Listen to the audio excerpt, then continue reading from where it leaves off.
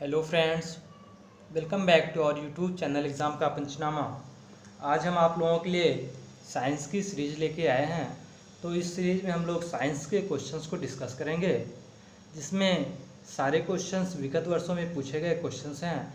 तो इस वीडियो में आप लास्ट तक बने रहें, और जिन्होंने चैनल को सब्सक्राइब नहीं किया है वो जल्द से जल्द चैनल को सब्सक्राइब कर ले, जिससे कि आगे आने वाली वीडियो की नोटिफिकेशन आपको जल्द से जल्द मिल सके। तो चलिए पहले क्वेश्चन की तरफ चलते हैं। पहला क्वेश्चन दिया गया है, राइबोसोम की खोज किसने की। राइबोसोम की खोज किसने की? ऑप्शंस दिए गए हैं, Palade, Leeuwenhoek, Robert Hooke, Robert Brown. तो इसका सही आंसर है राइबोसोम की खोज पैलेट ने की। जी हाँ दोस्तों, राइबोसोम की खोज पैलेट ने की। अगला क्वेश्चन दिया गया है, क्वेश्चन नंबर 2, राइबोसोम किससे बने होते हैं। जी हाँ, क्वेश्चन नंबर 2 दिया गया है, राइबोसोम किससे बने होते हैं। तो सबसे पहले हम यहाँ पे जानते हैं राइबोसोम होता क्या है। तो किसी भी सेल का जो सबसे छोटा सेल ऑर्गन होता है, किसी भी सेल का जो सबसे छोटा सेल ऑर्गन होता है उसे हम राइबोसोम कहते हैं। किसी भी सेल का जो सबसे छोटा सेल ऑर्गन होता है उसे हम राइबोसोम कहते हैं। तो राइबोसोम किससे बना होता है? ऑप्शंस दिए गए हैं, RNA plus protein, DNA plus protein, RNA plus DNA plus protein, इनमें से कोई नहीं। तो इसका सही आंसर होगा राइबोसोम आरएनए प्लस प्रोटीन से बने होते हैं। तो राइबोसोम किससे बने होते हैं? राइबोसोम आरएनए प्लस प्रोटीन से बने होते हैं। अगला क्वेश्चन दिया गया है, क्वेश्चन नंबर 3, राइबोसोम निम्न में से किसमें पाए जाते हैं। क्वेश्चन नंबर 3 दिया गया है, राइबोसोम निम्न में से किससे पाए जाते हैं। ऑप्शंस दिया गया है, माइटोकॉन्ड्रिया, हरित लवक, केंद्रक और अंतःप्रद्रवी जालिका, उपरोक्त सभी। तो राइबोसोम निम्न में से किससे पाए जाते हैं? तो इसका सही आंसर है राइबोसोम निम्न में से उपरोक्त सभी में पाए जाते हैं। माइटोकॉन्ड्रिया में पाया जाता है, हरित लवक में पाया जाता है, केंद्रक और अंतःप्रद्रवी जालिका में भी पाया जाता है। तो अगले क्वेश्चन की तरफ चलेंगे। अगला क्वेश्चन दिया गया है, क्वेश्चन नंबर 4, प्रोकैरियोटिक कोशिका में किस प्रकार के राइबोसोम पाए जाते हैं।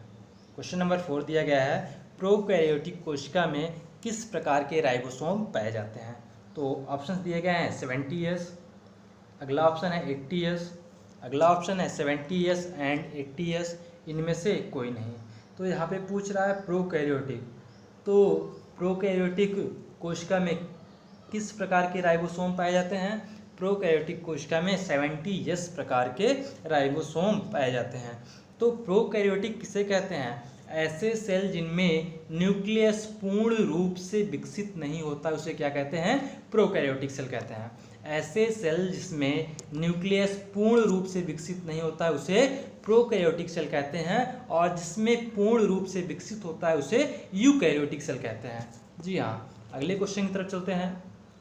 अगला क्वेश्चन दिया गया है, क्वेश्चन नंबर 5, 80S राइबोसोम की सबसे बड़ी सब यूनिट क्या है। 80S राइबोसोम की सबसे बड़ी सब यूनिट क्या है। ऑप्शंस दिए गए हैं 60S, 40S, 50S, 30S। तो इसका सही आंसर है राइबोसोम 80S राइबोसोम की सबसे बड़ी सब यूनिट क्या है। तो 80S राइबोसोम की सबसे बड़ी सब यूनिट है 60S। अगले क्वेश्चन की तरफ चलेंगे। अगला क्वेश्चन दिया गया है, क्वेश्चन नंबर 6, निम्न में से कौन सा केवल जंतु कोशिका में पाया जाता है। अगला क्वेश्चन दिया गया है, क्वेश्चन नंबर 6, निम्न में से कौन सा केवल जंतु कोशिका में पाया जाता है। ऑप्शंस दिए गए हैं, लाइमोसोम, राइबोसोम, सेंट्रोसोम, इनमें से कोई नहीं, इनमें से कोई नहीं। तो इसका सही आंसर होगा सेंट्रोसोम। सेंट्रोसोम, सेंट्रोसोम को हिंदी में कहते हैं तारक काय। सेंट्रोसोम को हिंदी में क्या कहते हैं? तारक काय। तो ये सही आंसर होगा इसमें ऑप्शन नंबर 3, सेंट्रोसोम। अगला क्वेश्चन है, क्वेश्चन नंबर 7, टोनोप्लास्ट निम्न में से किसका हिस्सा है। टोनोप्लास्ट निम्न में से किसका हिस्सा है। ऑप्शंस दिए गए हैं, केंद्रक, रसधानी, गोल्जी बॉडी, इनमें से कोई नहीं। तो इसका सही आंसर होगा टोनोप्लास्ट निम्न में से किसका हिस्सा है। टोनोप्लास्ट रसधानी का हिस्सा है। अगले क्वेश्चन की तरफ चलेंगे। क्वेश्चन नंबर 8, एक्टोप्लास्ट निम्न में से किस में पाया जाता है। क्वेश्चन नंबर 8 दिया गया है, एक्टोप्लास्ट निम्न में से किस में पाया जाता है। ऑप्शंस दिए गए हैं कोशिका भित्ति, कोशिका झिल्ली, कोशिका द्रव्य और इनमें से कोई नहीं। तो एक्टोप्लास्ट निम्न में से किसमें पाया जाता है? तो इसका सही आंसर होगा एक्टोप्लास्ट निम्न में से कोशिका द्रव्य में पाया जाता है। किसमें पाया जाता है? कोशिका द्रव्य में। क्वेश्चंस अगर आपको अच्छे लग रहे हैं तो शेयर करते रहिए, लाइक करते रहिए, कमेंट करते रहिए और सब्सक्राइब करते रहिए। जितने भी आपके पास एजुकेशनल चैनल हैं आप उसमें शेयर करते रहिए। अगले क्वेश्चन की तरफ चलते हैं। अगला क्वेश्चन दिया गया है क्वेश्चन नंबर 9, कोशिका भित्ति सेल वॉल क्या है? कोशिका भित्ति को इंग्लिश में कहते हैं सेल वॉल। तो कोशिका भित्ति क्या है? सजीव, निर्जीव, सजीव और निर्जीव इनमें से कोई नहीं। तो इसका सही आंसर होगा कोशिका भित्ति क्या है? तो कोशिका भित्ति क्या है? निर्जीव है, नॉन लिविंग है। कोशिका भित्ति क्या है? नॉन लिविंग, निर्जीव है। अगले क्वेश्चन की तरफ। अगला क्वेश्चन दिया गया है क्वेश्चन नंबर 10, कोशिका का ट्रैफिक पुलिस किसे कहा जाता है? कोशिका का ट्रैफिक पुलिस किसे कहा जाता है? तो ऑप्शंस दिए हैं Golgi body, cell wall, plasma membrane, nucleus. तो कोशिका का ट्रैफिक पुलिस कहा जाता है गोल्जी बॉडी को। कोशिका का ट्रैफिक पुलिस किसे कहा जाता है? गोल्जी बॉडी को। अगला क्वेश्चन दिया गया है क्वेश्चन नंबर 11 है, लवक की खोज किसने की? क्वेश्चन नंबर 11, लवक की खोज किसने की? तो सबसे पहले जान लेते हैं लवक क्या होता है। तो लवक क्या होता है? पौधों के अंगों के रंग के लिए, क्या जो हमारे पौधे होते हैं, पौधे के जो रंग होते हैं उनके लिए जो जिम्मेदार होता है वही हरित लवक कहलाता है, वही लवक कहलाता है। मतलब कि पौधे का पेड़ किस रंग का होता है यह प्रक्रिया जिस पर निर्भर करती है उसे क्या कहते हैं? लवक कहते हैं। तो लवक की खोज किसने की थी? तो लवक की खोज हैकल ने 1865 में की थी। लवक की खोज हैकल ने कब की थी? 1865 में की थी। लवक की खोज हैकल ने कब किया था? 1865 में किया था। परंतु हैकल ने लवक का नाम दिया नहीं था, सिर्फ खोज की थी, इसका नाम नहीं दिया था। आगे चलकर सिम्पर ने 1885 में इसका नाम दिया, तो इसका श्रेय जाता है सिम्पर को। तो लवक की खोज किसने की थी? लवक की खोज हैकल ने की थी 1865 में, लेकिन इसकी नामकरण जो है उसको किसने किया था? सिम्पर ने। तो इसका सही आंसर होगा लवक की खोज किसने की थी? सिम्पर ने। अगले ऑप्शंस दिए गए हैं, कोशिका भित्ति में कौन सी परत नहीं पाई जाती है? ऑप्शंस दिए गए हैं प्राथमिक सेल कोशिका भित्ति, अगला है द्वितीयक कोशिका भित्ति, तृतीयक कोशिका भित्ति और चतुर्थ कोशिका भित्ति। तो कोशिका भित्ति में कौन सी सेल नहीं पाई जाती है? तो कोशिका भित्ति में चतुर्थ कोशिका भित्ति नहीं पाई जाती है। तो कोशिका भित्ति में कौन सी सेल नहीं पाई जाती है, कौन सी परत नहीं पाई जाती है? चतुर्थ कोशिका भित्ति नहीं पाई जाती है। तो अगले क्वेश्चन की तरफ चलेंगे। अगला क्वेश्चन दिया गया है क्वेश्चन नंबर 13, प्रकाश संश्लेषण द्वारा पौधे भोजन बनाते हैं किसने बताया? पौधे प्रकाश संश्लेषण द्वारा भोजन बनाते हैं, यह कथन किसका है?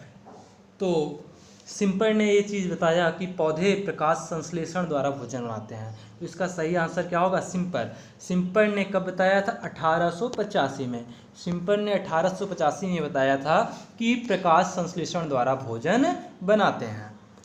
अगले क्वेश्चन की तरफ चलेंगे। क्वेश्चन नंबर 14 दिया गया है, पत्तियों का हरा रंग कौन प्रदान करता है? ल्यूकोप्लास्ट, क्रोमोप्लास्ट, क्लोरोप्लास्ट और टोनोप्लास्ट।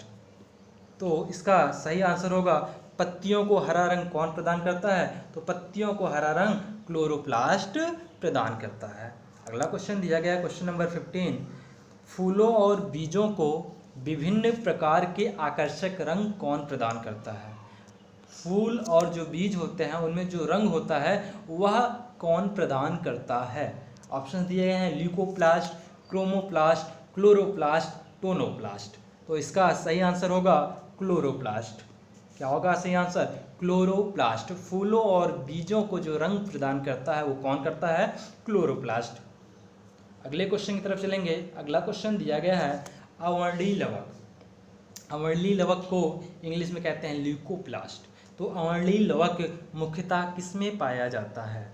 ऑप्शंस दिए गए हैं तनों की कोशिकाओं में, फूलों की कोशिकाओं में, पत्तियों की कोशिकाओं में, जड़ों की कोशिकाओं में। तो अवर्णीय लवक किसमें पाया जाता है? अवर्णीय लवक जड़ों की कोशिकाओं में पाया जाता है।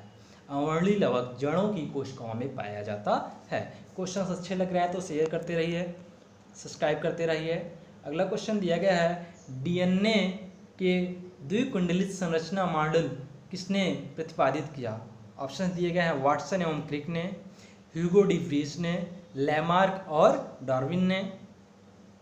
और अगला ऑप्शन दिया गया है फिशर एंड हल्डानी ने। तो डीएनए के द्विकुंडलित संरचना मॉडल किसने प्रतिपादित किया था? वाटसन एवं क्रिक ने। जी हाँ, सही आंसर है वाटसन एवं क्रिक ने। अगला क्वेश्चन दिया गया है क्वेश्चन नंबर 18, कोशिका का रसोई घर किसे कहा जाता है? कोशिका का रसोई घर किसे कहा जाता है? ऑप्शन दिए गए हैं रिक्तिका, क्लोरोप्लास्ट और ल्यूकोप्लास्ट। तो इसमें सही आंसर होगा कोशिका का रसोई घर किसे कहा जाता है? कोशिका का रसोई घर कहा जाता है क्लोरोप्लास्ट को। कोशिका का रसोई घर किसे कहा जाता है? कोशिका का रसोई घर कहा जाता है क्लोरोप्लास्ट को। तो अगले क्वेश्चन की तरफ चलेंगे। अगला क्वेश्चन दिया गया है क्वेश्चन नंबर 19, कोशिका का प्रचलन अंगक कौन है? कोशिका का प्रचलन अंगक कौन है? ऑप्शंस दिए गए हैं तारककाय, लाइसोसोम, राइबोसोम, केंद्रक। तो कोशिका का प्रचलन अंगक क्या है? तो कोशिका का प्रचलन अंगक क्या है? सही आंसर होगा तारककाय। कोशिका का प्रचलन अंगक क्या है? तारककाय। इसकी खोज किसने की थी? तारककाय। तारककाय की खोज किसने की थी? बावेरी ने की थी। तारककाय की खोज किसने की थी? बावेरी ने की थी। ये इंपॉर्टेंट है, इसको आप नोट कर लीजिएगा। तारककाय की खोज किसने की थी? तारककाय की खोज बावेरी ने की थी। अगला क्वेश्चन दिया गया है क्वेश्चन नंबर 20। अगला क्वेश्चन दिया गया है क्वेश्चन नंबर 20, क्लोरोप्लास्ट में सिक्कों के ढेर के आकार दिखने वाली संरचना को किस नाम से जानते हैं? क्लोरोप्लास्ट में सिक्कों के ढेर के आकार की दिखने वाली संरचना को किस नाम से जानते हैं? ऑप्शंस दिए गए हैं ग्रेना, स्टोमा, थाइलैकाइड, इनमें से कोई नहीं। तो इसका सही आंसर होगा ग्रेना। क्लोरोप्लास्ट में सिक्कों के ढेर के आकार की दिखने वाली रचना को किस नाम से जानते हैं? ग्रेना के नाम से जानते हैं। अगला क्वेश्चन दिया गया है क्वेश्चन नंबर 21। तो 21 क्वेश्चन दिया गया है, प्रकाश संश्लेषण की प्रकाशीय अभिक्रिया कहाँ संपन्न होती है? प्रकाश संश्लेषण की प्रकाशीय अभिक्रिया कहाँ संपन्न होती है? तो प्रकाश संश्लेषण की प्रकाशीय अभिक्रिया कहाँ संपन्न होती है? ग्रेना में संपन्न होती है। अगला क्वेश्चन दिया गया क्वेश्चन नंबर 22, क्लोरोफिल के निर्माण में निम्न में से किसकी महत्वपूर्ण भूमिका होती है? क्लोरोफिल के निर्माण में निम्न में से किसकी महत्वपूर्ण भूमिका होती है? तो क्लोरोफिल के निर्माण में मैग्नीशियम की महत्वपूर्ण भूमिका होती है। Mg यानी कि मैग्नीशियम की महत्वपूर्ण भूमिका होती है क्लोरोफिल के निर्माण में। अगला क्वेश्चन दिया गया है क्वेश्चन नंबर 23, लवक निम्न में से किसमें पाया जाता है? लवक निम्न में से किसमें पाया जाता है? ऑप्शन दिए गए हैं कवक, बैक्टीरिया, नीले हरे शैवाल, उपरोक्त सभी। तो लवक किसमें पाए जाते हैं? लवक उपरोक्त सभी में पाए जाते हैं। बैक्टीरिया में भी पाया जाएगा, नीले हरे शैवाल में भी पाया जाएगा और कवक में भी पाया जाएगा। तो आंसर होगा इसका सही उपरोक्त में सभी। क्वेश्चन नंबर 24, क्लोरोफिल ए का रंग होता है। तो क्लोरोफिल ए का रंग क्या होता है? इसका ऑप्शन दिया गया है नीला, बैगनी, पीला, नारंगी। तो क्लोरोफिल ए का रंग क्या होता है? क्लोरोफिल ए का रंग होता है नीला। क्लोरोफिल ए का रंग होता है नीला और क्लोरोफिल बी का रंग क्या होता है? हरा होता है। तो क्लोरोफिल दो भागों में विभक्त है, क्लोरोफिल ए, क्लोरोफिल बी। तो क्लोरोफिल ए का रंग होता है नीला और क्लोरोफिल बी का रंग होता है हरा। तो अगला क्वेश्चन दिया गया है क्वेश्चन नंबर 25, प्रकाश संश्लेषण की क्रिया सबसे अधिक किस प्रकाश में होती है? किस रंग के प्रकाश में होती है? तो प्रकाश संश्लेषण की क्रिया सबसे अधिक किस रंग के प्रकाश में होती है? तो प्रकाश संश्लेषण की क्रिया सबसे अधिक लाल रंग के प्रकाश में होती है। अगला क्वेश्चन दिया गया है क्वेश्चन नंबर 26। क्वेश्चन अगर अच्छे लग रहे हैं तो लाइक, सब्सक्राइब और कमेंट करते रहिए और शेयर भी करते रहिए। क्वेश्चन नंबर 26 दिया गया है, प्रकाश संश्लेषण की क्रिया किस रंग के प्रकाश में नहीं होती है? अभी पूछा था किस रंग में सबसे ज़्यादा होती थी, उसका सही आंसर था लाल। अब पूछा है प्रकाश संश्लेषण की क्रिया किस रंग के प्रकाश में नहीं होती है, तो इसका सही आंसर होगा प्रकाश संश्लेषण की क्रिया हरे रंग के प्रकाश में नहीं होती है। अगला क्वेश्चन दिया गया है क्वेश्चन नंबर 27, प्रकाश संश्लेषण की क्रिया तापमान अधिक होने पर ऑप्शंस दिए गए हैं बढ़ती है, घटती है, अप्रभावित होती है, इनमें से कोई नहीं। तो इसका सही आंसर है प्रकाश संश्लेषण की क्रिया तापमान अधिक होने पर क्या होता है, बढ़ता है। जितना तापमान अधिक होगा प्रकाश संश्लेषण की क्रिया उतनी ही ज़्यादा अधिक होगी। अगला क्वेश्चन दिया गया है क्वेश्चन नंबर 28, निम्न में से किसकी मात्रा सबसे अधिक होती है, निम्न में से किसकी मात्रा सबसे अधिक होती है, RNA, mRNA, tRNA, इनमें से कोई नहीं। तो इनमें सबसे अधिक मात्रा किसकी होती है, RNA की, RNA की, RNA की मात्रा कितनी होती है, 75% होती है RNA की मात्रा। अगले क्वेश्चन की तरफ चलेंगे, क्वेश्चन नंबर 29 दिया है, निम्न कोशिका विभाजन में एक मात्र कोशिका से दो समान निम्न कोशिका विभाजन में एक मात्र कोशिका के दो समान संतति कोशिकाओं का निर्माण होता है। ऑप्शंस दिए गए हैं माइटोसिस, माइसोसिस, अमाइटोसिस, इनमें से कोई नहीं। तो इसका सही आंसर होगा माइटोसिस, इसका सही आंसर होगा माइटोसिस। और माइटोसिस को हम क्या कहते हैं, समसूत्री विभाजन। माइटोसिस को हम क्या कहते हैं, समसूत्री विभाजन। अगला क्वेश्चन दिया गया है क्वेश्चन नंबर 30, किस कोशिका विभाजन में घावों का भरना अंगों का पुनरुद्भवन कहा जाता है या फिर संभव होता है। तो ऑप्शंस दिए गए हैं माइटोसिस, मायोसिस, अमाइटोसिस, इनमें से कोई नहीं। तो इसका सही आंसर होगा माइटोसिस, सही आंसर होगा माइटोसिस। सही आंसर क्या होगा इसका सही आंसर होगा माइटोसिस। तो ये हमारे वीडियो का लास्ट क्वेश्चन था। तो 30 क्वेश्चंस की सीरीज़ थी, आज 30 क्वेश्चंस की सीरीज़ यहीं पे समाप्त होती है। नीचे ये हमारा व्हाट्सएप नंबर दिया गया है, हेल्पलाइन नंबर दिया गया है, और जो चैनल सब्सक्राइब नहीं किए हैं जल्द से जल्द चैनल को सब्सक्राइब कर लीजिए। और टेलीग्राम पे एग्ज़ाम का पंचनामा जो ग्रुप है आप इसको ज्वाइन कर लीजिए, जिससे कि प्रत्येक वीडियो की जो भी PDF है आपको इस टेलीग्राम ग्रुप पर, एग्ज़ाम का पंचनामा नाम से टेलीग्राम ग्रुप पर जो ग्रुप है उसको ज्वाइन कीजिए। सारी की सारी PDF आपको उस पर अवेलेबल कराई जाएगी।